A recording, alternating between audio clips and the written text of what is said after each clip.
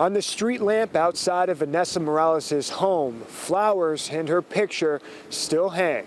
The now 2-year-old girl has been missing for a year. Her family a wreck as the anniversary occurs.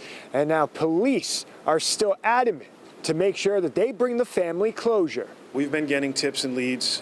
Unfortunately, nothing has panned out. The leads have led investigators in circles. Their search for the 2-year-old Vanessa Morales continues, just 1 day away from when she disappeared. Her father, Jose Morales of New Haven, is considered the prime suspect in her disappearance. We can determine he was the last person we believe was with Vanessa. The arrest warrant for Morales says a neighbor told police he was almost positive he saw Morales getting into a car with baby Vanessa on Sunday, December 1st, 2019.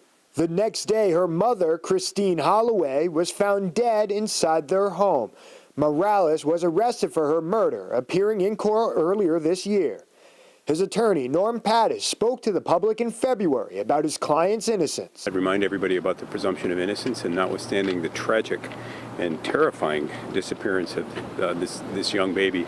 Morales claims he is innocent in both cases. He admits to being high on PCP that weekend and says he does not remember much of it. Pattis telling Fox 61 that his client, quote, hopes and prays his daughter is safe and well. At some point, we are going to speak to him again. We're going to let the criminal case play out for the homicide of Christine, and then we're going to get back to trying to get in touch with him. Ansonia police are working with the FBI and following tips from all over the country to find the brown-haired, brown-eyed girl who they believe to be alive. They are still on the lookout for her car seat, polka-dotted blanket, and gray backpack. We're still looking to find those to determine what exactly happened.